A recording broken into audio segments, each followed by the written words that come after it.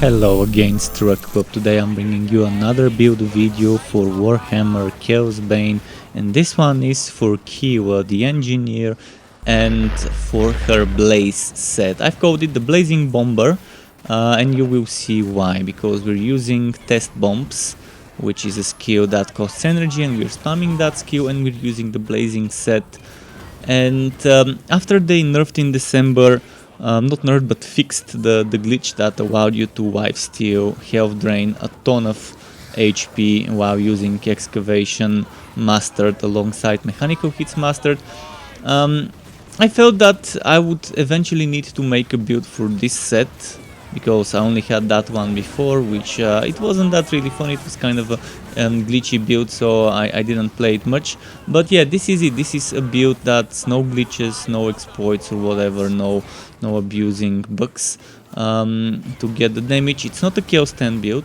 I mean, you can probably play it in Chaos 10, especially in a team, but I would say the damage is not that great, and the survivability probably the way I've set it up won't be enough for Chaos 10. I mean, you can sacrifice some damage and put some more survivability and be able to do Chaos 10 solo, but I would say stay at Chaos 8 and 9 for this build.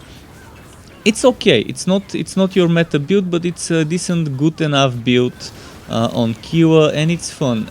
It's not using turrets, it's not using melee, and I know there are people who are bored of using melee or turrets, and most of my builds were one or the other. And yeah, this is an interesting setup, and I hope you enjoy it. I've even included mortar, even though it's not a mortar build. I've included mortar to help with the DPS. And I will show you first in this video, I would show you first the god skills, then I would move on to the skills, then the legendary ranks, and then talk about the items. So feel free to skip around from one section to the other if you don't want to watch, if you just want to watch the beginning to see where the points are spent, how things are done, and what is equipped, rather than listening to the whole detailed explanation. So I hope you enjoy playing this build as much as I did enjoy making it last night on my stream. Here we are at the God Skill 3 segment, where I'm gonna go through the skills, through the God Skill points. If you just wanna see the God Skill 3 1 and 2, here's God Skill 3 1, here is God Skill 3 2. Now you can skip ahead to the next part if you don't need the explanation about why I'm investing into each node and so on. For this one, it's 6 points of investment. We unlock Engineer of War, the basic version, which gives us damage reduction. It also gives us explosions around us for 8 seconds, and that do physical damage, and it's good. It's a good investment. You also get some armor, some damage, some HP by investing into it. Now on this side of things, you can see we're taking Morgrim's Might, but we're not actually using that, we're using the Superior. The Superior increases the fire damage.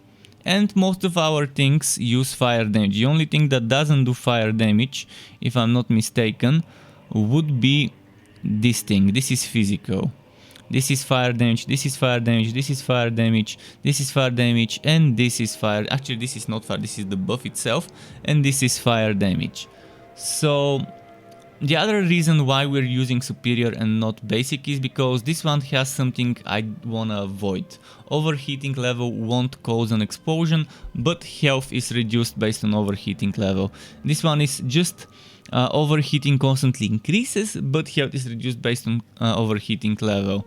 So by using this, we are adapting a playstyle where we're overheating all the time, where we're constantly getting from 0 to 100, from 0 to 100 with that explosion, and we're triggering that effect, that blazing effect that we have.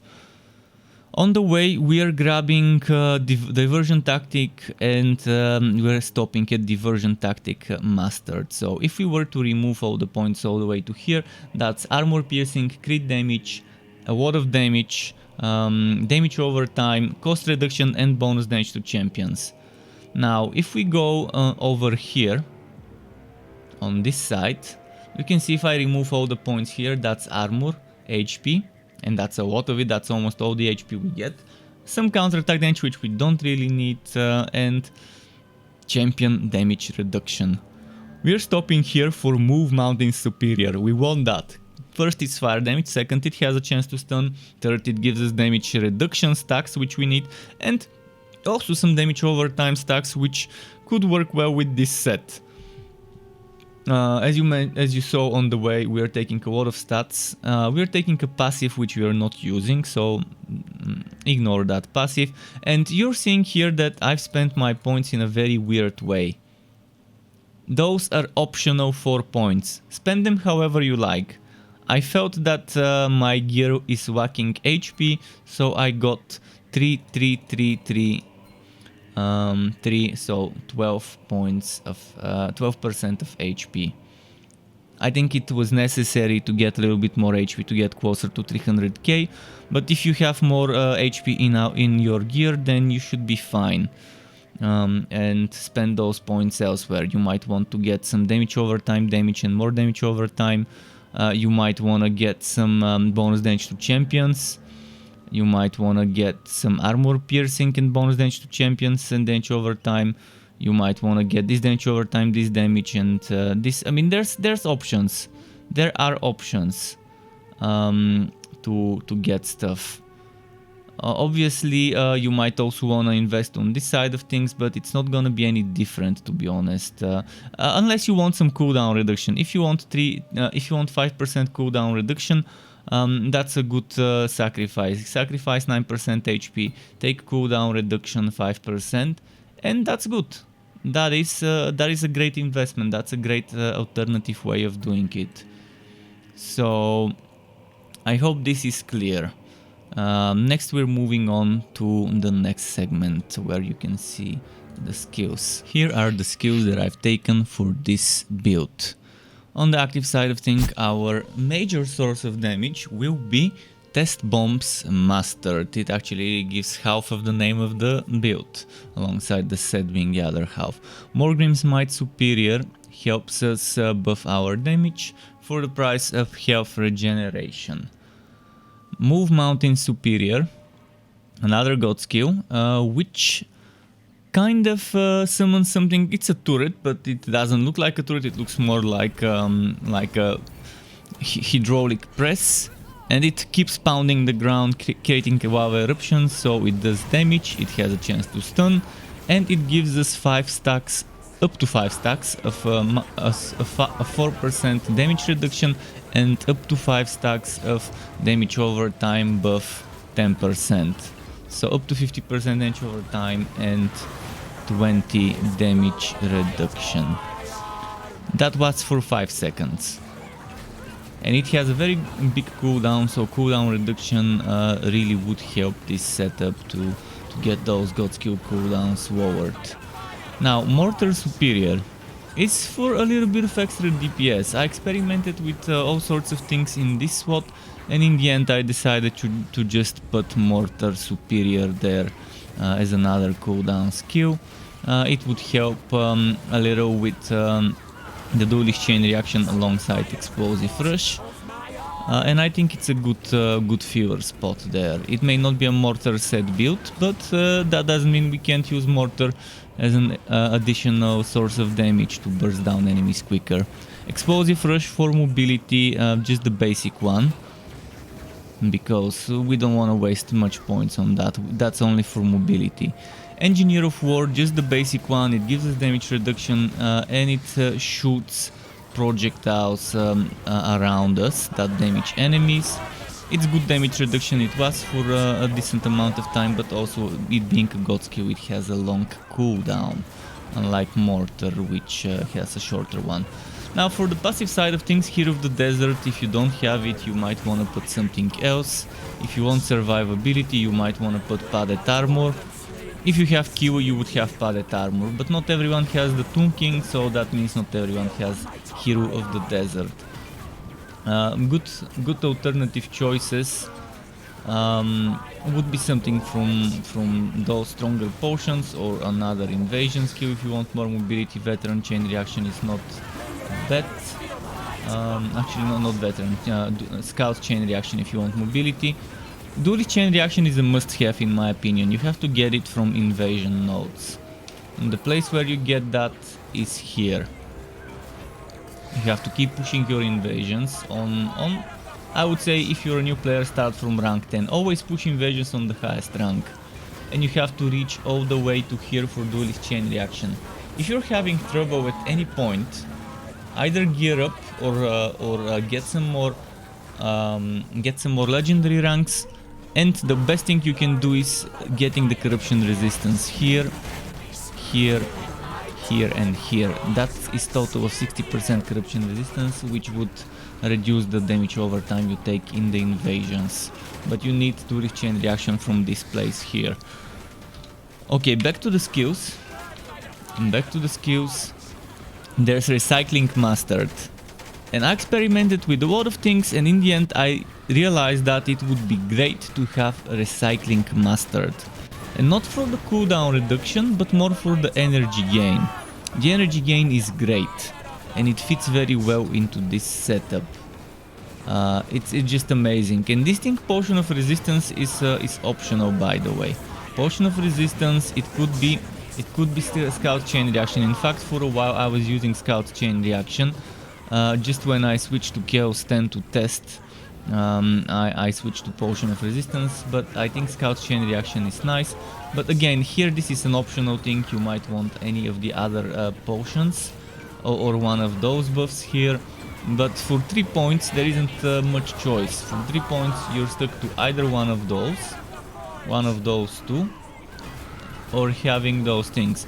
And recycling is good because you would move around, you would be getting energy, which means you don't need an energy generating skill to get this energy cost for test bombs mastered.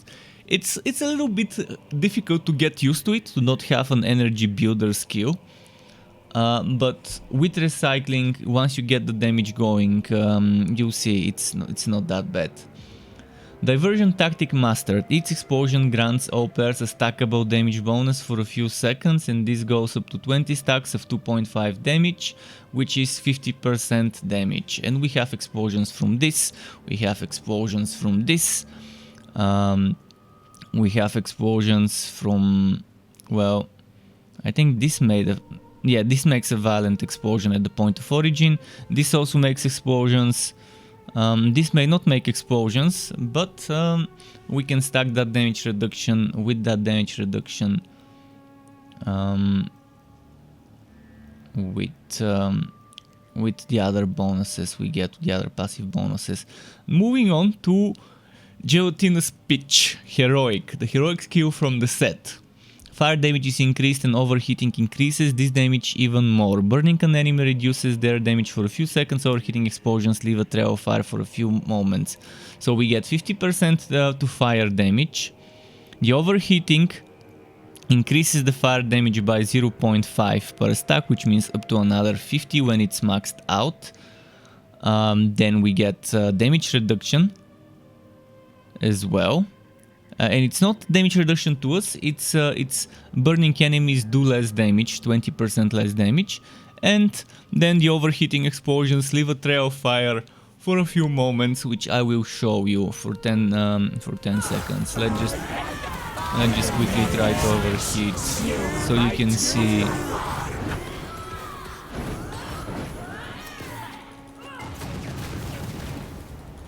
Okay, we're almost overheated. I just want to show you. Okay, you see now we're overheated, and that's a trail of fire, and that trail of fire can damage enemies. And as you're moving around, running around the map, dropping bombs and mortars and Morgrim Smite and stuff like that, it's great. And you're collecting that scrap, and it's reducing your cooldowns further, and it synergizes nicely. So this is the setup I suggest. Obviously it's flexible, and you would wanna put things you like, especially if you're not using Hero of the Desert. You're gonna have a total of 10 points between those two to decide what to do for those slots.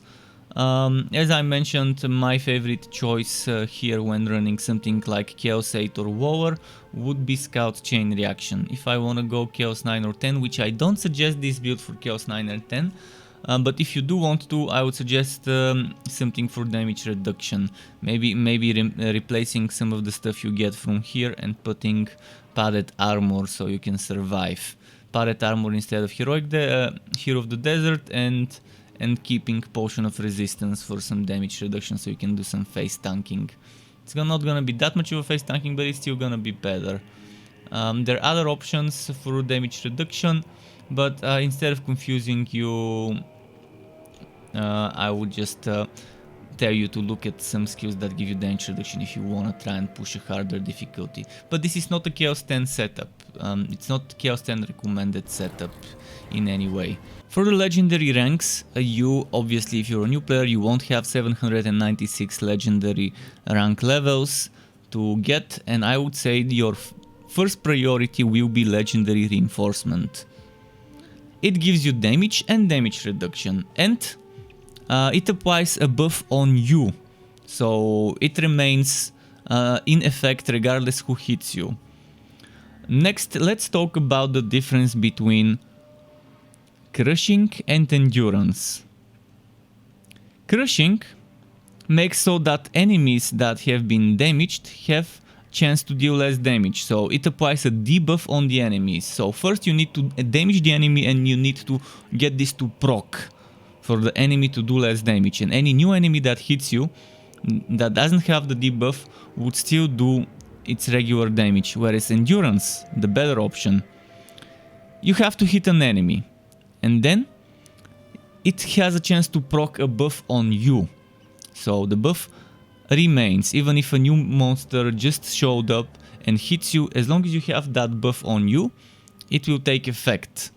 And it's better to have the buff on you rather than the debuff on the enemy. Obviously in the end you would want to have both of those, and that's fine, that's how it should be if you want survivability. And then if you want damage, while you're doing the early Chaos ranks like Chaos 4, 5, 6, 7, you probably won't need to stack endurance and crushing alongside reinforcement. You can probably sacrifice crushing and put points into punishment. In fact, you might want to just go reinforcement and punishment at the beginning, and then eventually after that get endurance, after that get crushing, and then invest into healing or rage, and eventually all of them. The cap here would be 6 times 200. So 1200 legendary ranks would max you out. This is bugged and right now it can go over 100 power. I'm just gonna quickly show you. This can go indefinitely, and that's a bug. I wouldn't suggest going over 100 power, or maybe 105, 10, etc. But don't overdo it, because if you won't do it though, I mean, I'm not gonna tell you how to play it, but it's kind of like a glitch it's kind of like abusing an exploit, a glitch to put more power into this. I don't think the developers intended this to go over 100, and I'm not sure if those explosions count for our set and for our passives that get triggered by explosions. But you might experiment and see. I did play around with this, and in the end I decided to put the points into healing rather a legendary rage, because I'm using a skill that consumes energy, so might as well have a little bit more survivability.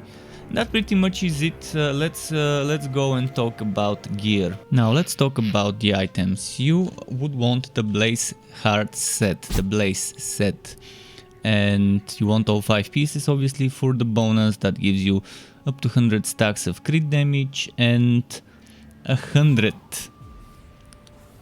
stacks of damage over time. And each stack is 1%, it's badly written, it says 100% damage over time and 1% crit damage, which might lead you to believe that it's that much per stack, but it's 1% per stack. So for the priorities for the stats on the Blaze set, priority number 1 for the helmet is cooldown reduction, priority number 2 is HP, the rest is fewers, but if you're gonna be taking fewers, cost reduction is a great one, resistance to damage over time is great, and health regeneration is nice. It would negate some of the negative health regeneration we get from Morgrim's Might Superior. For the chest and legs and boots, priority number 1 is HP. The boots can get movement speed, that's fine, but prioritize HP over movement speed, and the rest is just like the helmet, except without the cooldown. So things like resistance to damage over time, cost reduction, maximum energy, health regeneration are not bad choices. You don't need counter attack, you don't need wood quality, so avoid those. Next, on the gauntlets, it's the only armor where you can get things like damage over time, and life drain. Priority number 1 for you should be damage and HP. Then next you would look for life drain, and once you have those 3, damage, HP, life drain, things like crit damage would be nice.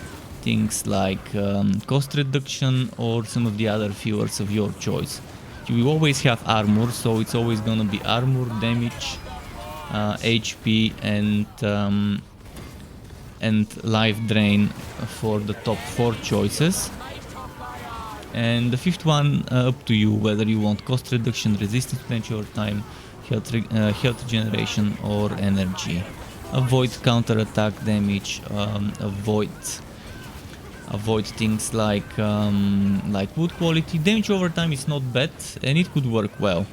It could work well with this setup. Now moving on to the trinkets. Keep in mind the trinkets are almost identical in terms of what can roll, just that the pendant can get armor, the rings cannot. So I'm gonna quickly talk about the rows for each item, and then talk about bases for the trinkets and the weapons. So the rolls you want on your amulet would be crit chance, high priority, cooldown reduction, high priority, damage, HP, health drain, and that's my preferred stats. So I would say top priority would be crit chance and cooldown reduction, and then second would be damage and HP. Flat damage, that is, and then health drain. That's my 5 top choices for stats. So if you take this one, the only thing I would change is instead of energy, maximum HP, and you've got it. The best stat rolls, in my opinion. The same applies to the ring in terms of stat rolls.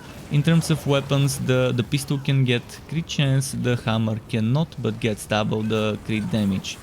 Top priority for the pistol would be cooldown reduction and crit chance. And then next you're looking for flat damage and health. And then after that you have 2 more, and I would say health drain as the 5th one, and as the 6th one you could either fill it with damage over time or crit damage, or even armor piercing, or cost reduction, whatever. I would suggest crit damage though. Then for the hammer, top priorities would be damage, health, then you're looking next at health drain and crit damage, and damage over time. So if I were to say what the top rows would be, oh, cooldown reduction as well, don't forget cooldown reduction. The top rows for me would be damage, health, cooldown reduction, health drain, crit damage. Those 5, and then for the 6th one you would be getting something like armor piercing, maybe that's gonna be a good one. So let's say on this one, instead of counter attack damage, I get cooldown reduction. I would be happy with it. And that pretty much is it for the suggested stat rolls. Let's talk about bases. For the pistol, unfortunately the forge butt, which would be the best choice if it actually worked, we're using Corolder. Corolder is great. Alternative setup would be Vawaya's Gift if you want a healing build. But for a healing build you have to rework some of the passives, maybe get more survivability, maybe get this one so you take more damage but your teammates take less damage. Combining that one with a granite ring and the other ring, I don't have it right now, that gives you 25% HP and 25% more healing. Combining that with Vawaya's Gift and with that necklace here, and with the Gromril ring maybe as well, instead of the granite. If you don't have that other one with extra HP, you might just take granite and Gromril. And it could work well as a Vawaya's Gift healing build, but keep in mind, Vawaya's Gift is only good to use if you have someone to actually do damage. If you're the only one in the team and your damage sucks, just don't go Vawaya's Gift. Corroder is the best choice for damage, and that's the one I'm using. The trick is you have to rely on a randomly moving circle, and you do extra damage as long as the target is in that randomly moving circle. For the hammer, there's two bases that are worth using: Stonebreaker and Forge Heart. If I gotta be honest, there isn't a single base that I like for this build. This one requires melee and using turrets. This one requires melee. We're not a melee build, and I've removed the turrets. At first I used turrets instead of mortar, then I removed them. And then this one's fine, but it's not that amazing. And this one is also fine, but it's not that amazing. So I wish there was a better hammer that I could suggest, but unfortunately those are the two choices. So as long as you have the good stats, pick whichever. In fact, it's fine to use a Cocktooth or a Rock Splitter hammer, as long as it has the good rolls. As for example, if you don't have a good green and you only have reds, and then you get a good green Rock Splitter or a good green Cocktooth, obviously use that one. But whether Forge Heart or Stonebreaker would be my preferred choice, I would say I don't have one. I probably would go for Stonebreaker because at least it's some extra crit chance and crit damage that can stack up. And it's written wrongly again. I think this crit damage goes up to 200, not up to 20 stacks of 200, and the crit chance goes up to 20, which again is divided by 20 stacks. So at low overheat it's 20, at max overheat it would be 1 or 0% crit chance, for example. And for the rings, my preferred bases are Siegebreaker for damage. If we are collecting scrap, might as well collect Bloodlust, and Insulation for energy gain and healing. If you're using instead of mortar or energy generator, you might as well try and put something else here. For example, Gromreel for extra damage reduction is not bad. We're collecting Bloodlust, might as well get some damage reduction out of it. This one is kind of gonna gimp your damage a lot. You're gonna suffer a lot of reduction to your damage that you do by this ring, but it's gonna give you a lot of HP and a lot of damage reduction from the damage you take. So maybe you might want to consider it sometimes, but I would go, those are my top choices for bases of rings. And that pretty much is it for the items. Quickly, let's talk about blessings. For the blessings, the best thing I would suggest is the green and red fully linked. So there are 3 ways of doing this. Way number 1 is the most amount of HP, 8000 HP, 3640 damage. And that's green, red, green, fully linked with the God token. God tokens you get from killing bosses or end of map mini bosses. So boss rush or any other end game mode such as expeditions or relicants where there's a monster at the end. Killing those can drop you God tokens. If you really want to farm them, just do something that takes no more than 3 minutes per run, or a quick, very quick boss rush kill. So if you wanna get 420 more damage, 420 AO, but lose 2000 HP, you do this. And now you have 3 and 3, and that's 6000 HP instead of 8 and 4060 damage. And now if you want to get another 420 damage more for the price of 2000 more HP, lost 4000 HP here total and up to 4400 HP damage. Find your balance. I try to get as close as possible to 300,000 unbuffed HP without any procs and stuff. In fact, right now I'm suffering because this one doesn't have the bonuses I wanted. This one doesn't have HP. This one, and this one don't have HP. So I'm kind of low on that. On the gauntlets, as I mentioned, you would want damage, and I sacrifice damage so I can get ones with HP. I kind of made that choice because my HP was low enough, even though I have one that gives me damage but doesn't give HP and gives me health drain as well. But yeah, that's pretty much it about gear and blessings. I hope it was clear, and next you're gonna see some more gameplay footage. And here we are at the gameplay segment, where I'm gonna show you a little bit more of the build in action and talk about the rotations. As you might have guessed, at the start it would be a little bit difficult to get the DPS going with the bombs, because we have 0 energy and we don't have an energy generation skill. But well, we have Mortar to help us. We have 2 god skills that at the beginning of the map are ready, and the first group I would suggest just use the 2 god skills on the first group with an elite. Use Mortar, and that should get the energy going. That should drop some scrap so you can get that energy ready. Once you have some energy like 30, 40, 50, you can use the god skill. That's a toggle that I've put on my left click. And you can start spamming bombs, and from there on you should just make sure the energy doesn't drop that much. It doesn't go into dangerous levels where you might end up hanging and not having enough energy to spam the bombs. So keep collecting scrap, keep collecting bloodlust orbs, and keep using Mortar and the mobility skill to have the duelist chain reaction up. We only have 2 skills with cooldowns. The god skills with cooldowns do not count as skills with cooldowns to trigger duelist chain reaction, so the only 2 things that can trigger the duelist chain reaction are Mortar and our movement skill. I forgot its name, sorry.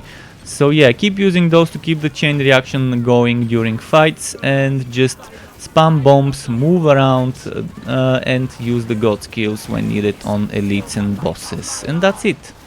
To get notified when I upload more content for this game or other games like this one, which would be wooters of all varieties, isometric, third-person ARPGs, wooter shooters and all sorts of wooters like that, you could subscribe to my channel and hit that bell button to not miss out on my content updates. And optionally, you can even join as a member of the Struck Club on YouTube as a channel member to get access to exclusive perks such as special emotes custom made by me, special badges custom made by me that represents how many months you have been a member for, as well as opt-in of editing tutorials that I can give for Photoshop, Adobe Premiere, as well as shoutouts and things like that. And I would like to use this part of the video to thank all my YouTube members and Twitch subscribers. Thank you for supporting the channel and keeping me going. Thank you also for watching this video, everyone. Keep it cool, Struck Club. Until next time, and goodbye.